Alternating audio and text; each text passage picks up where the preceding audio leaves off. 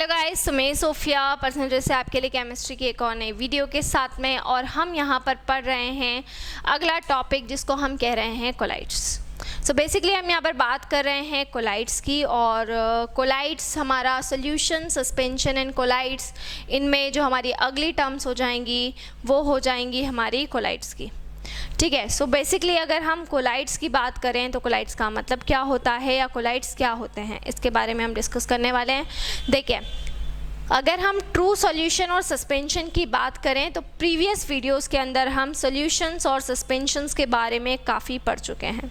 सो अगर हम इन दोनों की बात करें तो ट्रू सॉल्यूशन और सस्पेंशन के मिडिल में जो आते हैं उनको कोलाइड्स बोला जाता है। तो कोलाइड्स जो दोनों के इंटरमीडिएट हैं, ट्रू सॉल्यूशंस के और सस्पेंशन के, इन दोनों के बीच में आ रहे हैं, उनको क्या बोला जाएगा? उनको कोलाइड्स बोला जाता है।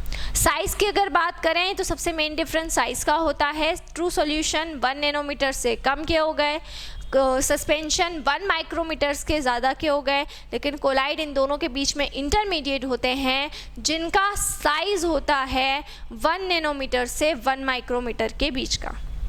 क्लियर? यही रीज़न है कि इसके अंदर जो पार्टिकल होते हैं, कॉन्स्टिट्यूएंट्स होते हैं, वो डिस्पर्ज हो जाते हैं। एक ग्लास में पानी लेकर उसमें सॉल्ट मिलाया, वो शुगर। एक ग्लास में पानी लिया, सॉइल उसमें मिलाई, सॉइल बॉटम में जाके सस्पेंड हो गई, विच इज़ सस्पेंशन। लेकिन उसी ग्लास में पानी लेकर जब फ्लोर मिलाते हैं, आटा मिलाते हैं, तो पानी के अंदर वो फ्लोर जो होता है वो पूरी तरीके से डिस्पर्ज हो जाता है, विच इज़ कॉल्ड कोलाइड। ठीक है। सो ये कोलाइड्स होते हैं। अब कोलाइड्स की मैं आपको प्रॉपर डेफिनेशन पहले बता देती हूँ। ठीक है। The size of particles intermediate between the true solutions and suspension,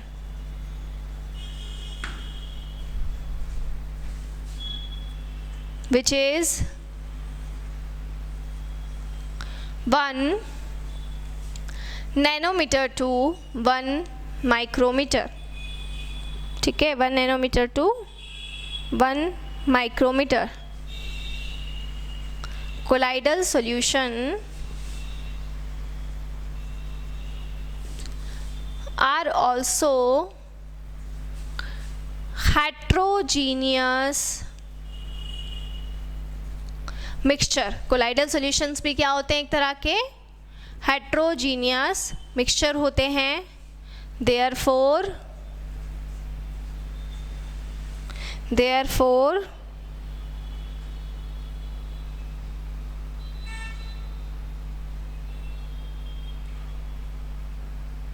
ठीक है, therefore it has 2 faces।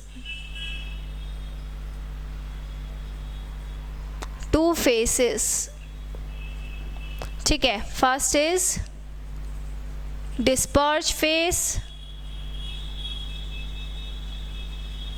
And second is dispersion medium. ठीक है। सो कोलाइड्स क्या होते हैं? इनका जो पार्टिकल्स का साइज़ होता है इनके अंदर, वो ट्रू सॉल्यूशंस और सस्पेंशन के बीच का होता है, जो कितना होगा? 1 नैनोमीटर से 1 माइक्रोमीटर के बीच में होगा। कोलाइडल सॉल्यूशंस को क्या बोला जाता है? हेट्रोजीनियस मिक्सचर बोला जाता है। इसीलिए इनकी 2 फेसेस होती हैं। फर्स्ट फेस को हम क्या बोलेंगे? डिस्पर्ज फेस बोलेंगे, एंड सेकेंड फेस को हम बोलते हैं डिस्पर्जन मीडियम। जैसे आप इस तरीके से समझ सकते हैं, आपने फ्लोर और वाटर लिया है, तो वाटर हमारा मीडियम है जिसमें फ्लोर जाकर क्या हो रहा है? डिस्पर्ज हो रहा है। So flour is a disperse phase और water is a dispersion medium. इसके जो डिस्पर्ज फेस और डिस्पर्जन मीडियम में तीनों स्टेट में हो सकते हैं, सॉलिड में भी हो सकते हैं, लिक्विड में भी हो सकते हैं और गैसेस में भी हो सकते हैं। मतलब कि कोलाइड्स अगर डिस्पर्ज फेस सॉलिड है, डिस्पर्जन मीडियम लिक्विड है तो भी बन सकता है, डिस्पर्ज फेस सॉलिड है, डिस्पर्जन मीडियम गैस है तो भी बन सकता है। इसी तरीके से डिस्पर्ज फेस सॉलिड है, डिस्पर्जन मीडियम भी सॉलिड है तो सॉलिड और सॉलिड भी कोलाइड्स बन सकते हैं। तो सभी फेसेस के अंदर, लेकिन सॉलिड बन सकता है, लिक्विड बन सकता है, लेकिन गैस और गैस मिलकर कभी भी कोलाइड नहीं बनाते हैं। ये बात आपको ध्यान रखना है कि जब भी हम गैस और गैस को मिलाएंगे तो गैस और गैस मिलकर कभी भी कोलाइड नहीं बनाएंगे। तो ये ऑलमोस्ट जैसे अगर हम डिस्पर्ज फेस को ले लें कि हमारा डिस्पर्ज फेस सॉलिड है, ठीक है, डिस्पर्ज फेस ले लो, और डिस्पर्जन मीडियम भी सॉलिड है तो कोलाइड बन जाएगा। Disperse face solid, dispersion medium liquid तो कोलाइड बन जाएगा। Disperse face solid, dispersion medium gas तब भी कोलाइड बन जाएगा, ठीक है। फिर अगर डिस्पर्ज फेस हो गया है लिक्विड और डिस्पर्जन मीडियम हो गया है सॉलिड तब भी कोलाइड बन जाएगा। Disperse face liquid, dispersion medium भी लिक्विड है तब भी कोलाइड बन जाएगा। डिस्पर्ज फेस लिक्विड और डिस्पर्जन मीडियम गैस है तब भी कोलाइड बन जाएगा, ठीक है। डिस्पर्ज फेस अगर गैस है और डिस्पर्जन मीडियम सॉलिड है तब भी कोलाइड बन जाएगा। डिस्पर्ज फेस गैस है और डिस्पर्जन मीडियम लिक्विड है तब भी कोलाइड बन जाएगा। लेकिन अगर डिस्पर्ज फेस गैस है और डिस्पर्जन मीडियम गैस है तब कोलाइड नहीं बनेगा। सो अगर on the basis of physical state देखें तो 1 2 3 4 5 6 7 8 टाइप के कोलाइड्स होते हैं, बट 9 पॉसिबल नहीं है क्योंकि गैस और गैस कभी भी मिलकर कोलाइड का फॉर्मेशन नहीं कर सकते, ठीक है। क्लियर, इतनी बात आ गई समझ में। सो यहाँ पे दो मीडियम्स रहेंगे हमारे, एक रहेगा डिस्पर्ज फेस और दूसरा रहेगा डिस्पर्ज मीडियम।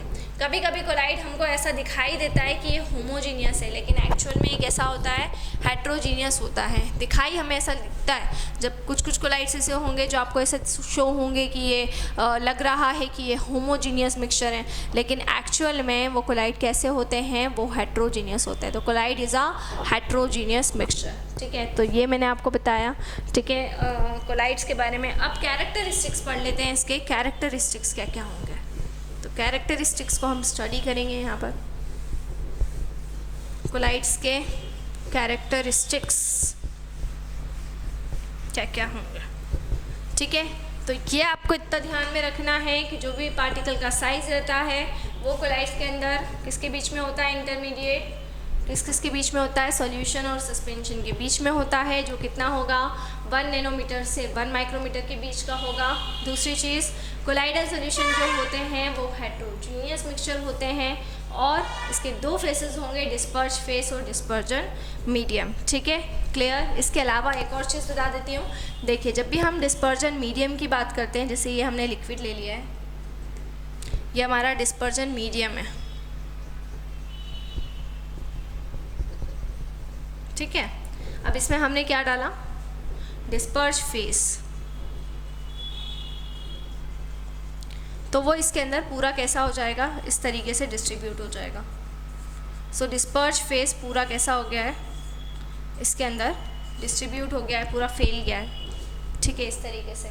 सो डिस्पर्ज फेस पूरी तरीके से क्या हो चुका है, पूरी तरीके से इसके अंदर फैल चुका है, डिस्ट्रीब्यूट हो चुका है, ठीक है। और डिस्पर्जन मीडियम है ये। सो यहाँ पर जो आपका डिस्पर्ज फेस था पूरी तरीके से फुल स्प्रेड हो चुका है, तो अब यहाँ पर कोलाइड बनेगा, है ना। क्लियर।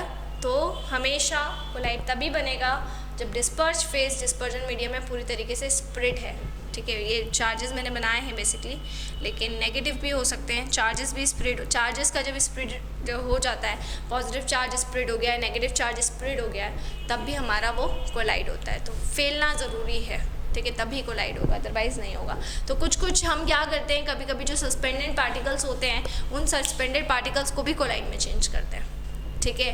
हम उसके अंदर कुछ ऐसा सुटेबल इलेक्ट्रोलाइट मिलाते हैं जिससे वो जो बॉटम में इकट्ठा पार्टिकल है वो वाटर के अंदर स्प्रेड हो जाए, और जब स्प्रेड हो जाएंगे तो वो क्या बन जाएंगे, सस्पेंशन से या प्रेसिपिटेशन फॉर्म से वो काय में कन्वर्ट हो जाते हैं, कोलाइड्स के अंदर कन्वर्ट हो जाते हैं। तो इस तरीके से हम कोलाइड को बना भी सकते हैं, या प्रेसिपिटेशन से हम उसको कोलाइड में कन्वर्ट भी कर सकते हैं। तो ये भी एक इम्पॉर्टेंट टर्म है, ठीक है, तो ये मैंने आपको कोलाइड्स के बारे में बताया। नेक्स्ट वीडियो में हम प्रॉपर्टीज़ या कैरेक्टरिस्टिक्स के बहुत सारे, सो हम उसको अगली वीडियो में ही प्रोसीड करेंगे। सो नेक्स्ट वीडियो में हम पढ़ेंगे कोलाइड्स की कैरेक्टरिस्टिक्स की, कोलाइड्स के क्या क्या कैरेक्टरिस्टिक्स होते हैं। सो इसमें हमने कोलाइड्स को डिटेल में पढ़ा, अब हम नेक्स्ट में पढ़ने वाले हैं कैरेक्टरिस्टिक्स ऑफ कोलाइड्स। सो इसी तरह से जुड़े रहिए हमारे साथ में, वीडियोस को लाइक करते रहिए, चैनल को सब्सक्राइब करना ना भूलें। कोई भी डाउट, कोई भी क्वेरी हो उसे आप कमेंट बॉक्स में डाल सकते हैं। और अगर आप हमसे ऑनलाइन होम क्लासेस पढ़ना चाहते हैं सो हम आपको वो फैसिलिटी भी प्रोवाइड कर रहे हैं। हमसे ऑनलाइन होम क्लासेस पढ़ने के लिए डिस्क्रिप्शन में जाकर सारी डिटेल्स ले लें और हमसे कॉन्टेक्ट करें। घर पर रहें, सुरक्षित रहें, बाहर ना निकलें, बहुत ज़रूरी हो तो ही बाहर निकलें। Stay home, stay safe. जो भी चैप्टर आपको पढ़ना हो प्लेलिस्ट के फोल्डर में जाएं, उस चैप्टर का नाम टाइप करें और वहाँ से वो आप चैप्टर पढ़ सकते हैं। Thank you so much.